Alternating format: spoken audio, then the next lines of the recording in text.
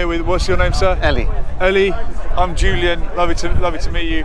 And in describing to you my channel, I mentioned that I'm pro-Palestine, and you wanted to know why that is, or what's that about? I think it's just because he said you're on the left-leaning. Yes, I think the left as well. Just likes anyone who is or portrays themselves as the underdog, the victim. It's a victim love, really. Okay. There's nothing in the Palestinian Arab culture, really. That's the real name, but I'll use the word Palestine for you if you want. But no problem. There's nothing in the Palestinian culture, ethics, religion, or anything that the left really likes. The only thing they like about them is that they are portrayed as the David in this David versus Goliath. They're portrayed as the victim here. Okay. There's really no other reason for liking them. I mean, for being pro-Palestine. Okay. I mean, are you pro-Saudi Arabia? No. Okay. I'm not. Are you? No. Pro-Yemen. Is there a difference? Yeah, I mean, my affiliation with the Palestinian people comes from my upbringing, my father talking to me about politics and seeing a David and Goliath situation. And if the Palestinians ever become Goliath and start bullying and massacring and ethnic cleansing other people, I'll be the first to criticise them. But Joseph did make a very important point to me when I described myself as an anti-Zionist. He said, why would you have to say anti-Zionist? Why can't you just say pro-Palestinian? And I took his point on board, because if you're a Zionist who wants Palestine to be a Jewish homeland, not at the expense of the local inhabitants, as the Balfour Declaration said, then I wouldn't have a problem with that. But when you have a Jewish state at the expense of the Arab population, you don't like the P word, Palestinian, but even Golda Meir described herself as a Palestinian before she denied they existed. The people from the land are the people from the land, whether you want to call them Palestinian, Arab, Israeli, Israelite, Bedouin, Druze, Circassian. There's many different ethnic groups there.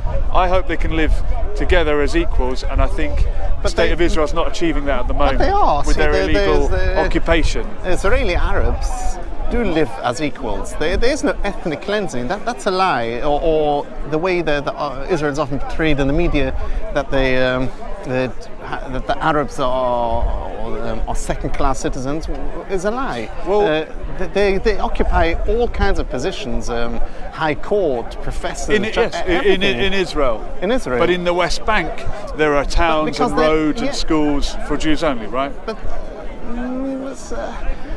this is the problem. I'm not sure. I don't think it's true. I don't think it's true at all. But even if it is true. I've seen them. But even if it is, we're talking about. I've been in Hebron. But what we're talking about is settlements where, for security reasons, they don't allow illegal settlements.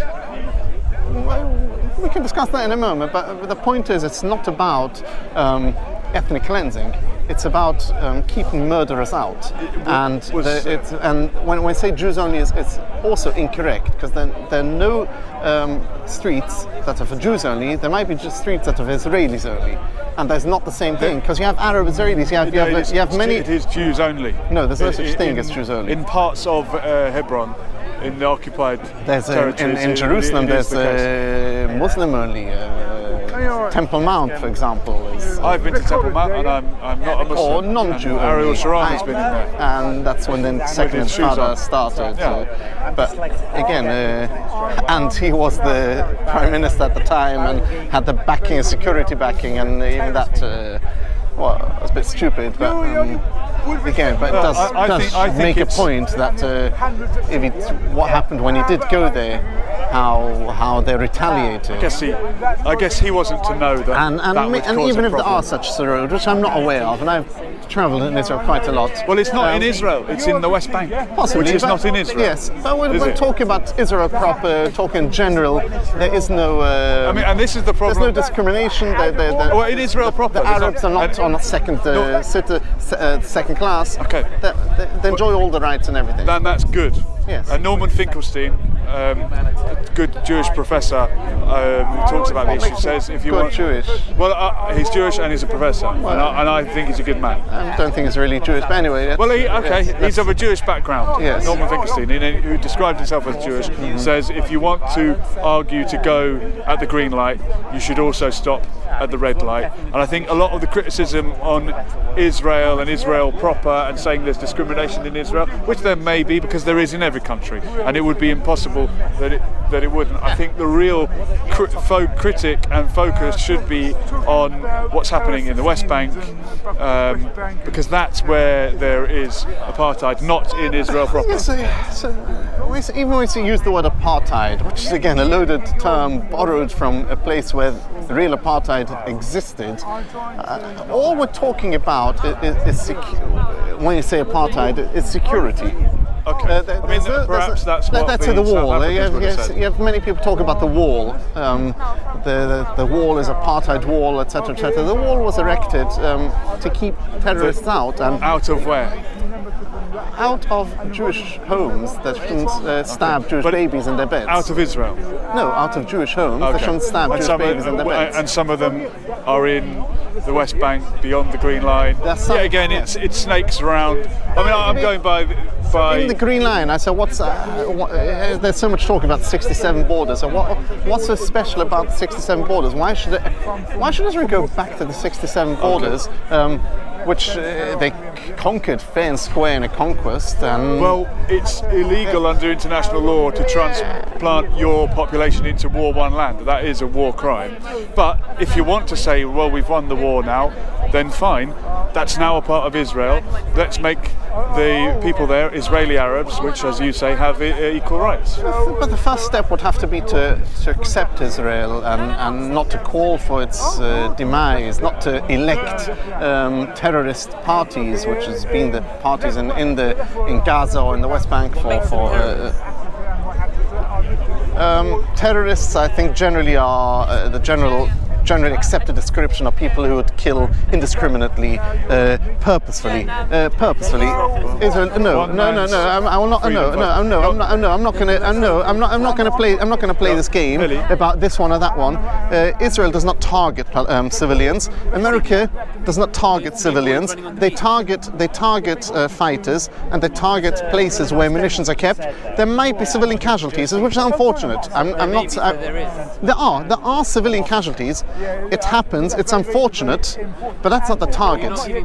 There's not the target, no, because they're never the target. You never have Israelis going at them. Well, you could probably count on one hand in the last 50 years how many times there have been Israelis, Jews or Israelis, either, doesn't matter, who went and just killed Arab civilians, just for the sake of Arab civilians, for sowing terror, which is what terrorists do. Whereas I won't be able to count, even in the last year, how many times Arabs have just killed Jews, sleeping in their houses, walking the streets, peaceful Jews who had nothing to do with anything, going about their business. So yes, there are terrorists. You cannot absolutely not compare a war where you've got people shooting rockets from civilian areas and the other party shooting back and civilians getting hurt, collateral damage, which again is unfortunate. And on it's average, sad. It seems that many more Palestinian civilians than Israeli. Being strong is not a crime. End up dead. Okay, being strong is being not strong a crime. is not a crime. You might be stronger than me. Okay. I don't know. Maybe you are, maybe you're not. But if you are, yeah. Let's say if I was a kid, if I was a 10-year-old kid, yeah, and I'd keep pelting you with stones, at some point you can't ignore it anymore because you're getting hit and you'd kick me, and your kick would hurt me much more than my kick to you, because I'd be a 10-year-old kid. But at some point there'd be no choice for you but to kick me, because you had to stop. You got to stop me pelting you with stones. It all depends when you start the clock.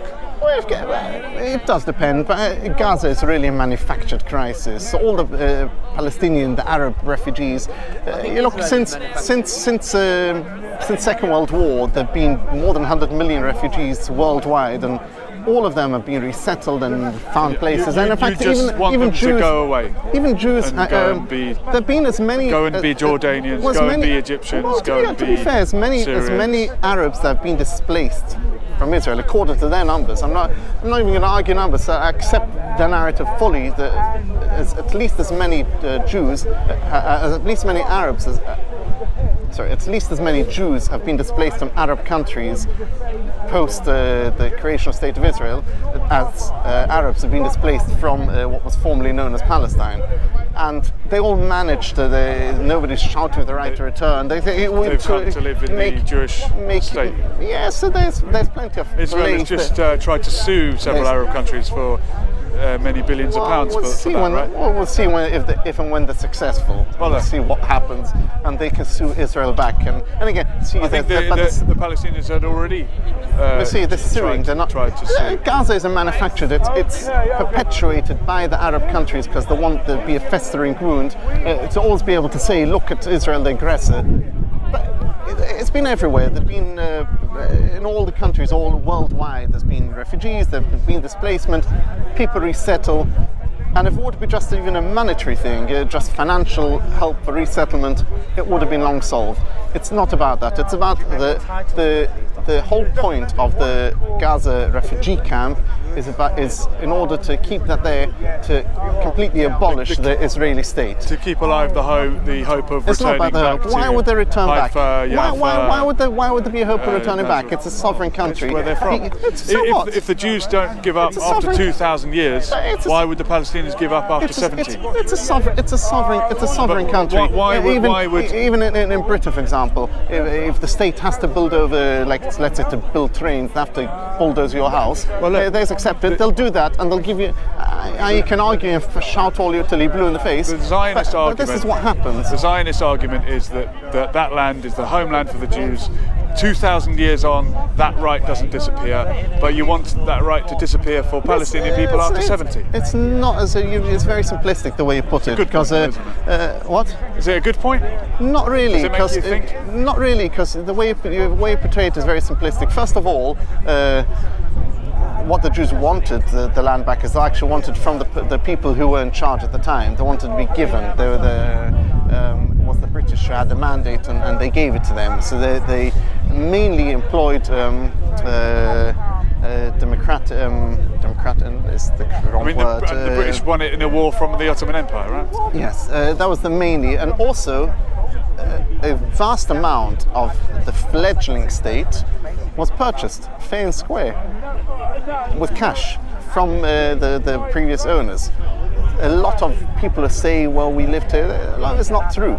They did live there, but they sold their places. And the population, before the Zionists came there and started to cultivate the land, were very... I don't remember how many thousands, but it was a very low population in the whole area. It's only when the Zionists actually came and started to cultivate the land that you had many people coming from the neighbouring countries. I believe that the correspondence said that there's just a few thousand blacks, and for them there is no value. I don't remember reading that around the time of the Balfour Declaration. Earlier, I know we haven't agreed, but I hope I've shown respect to you. You've shown respect to me, and that is a good thing. Yeah. I mean, if we get on, the ones who are really Christ-like. Love. He's pretending for the camera of love.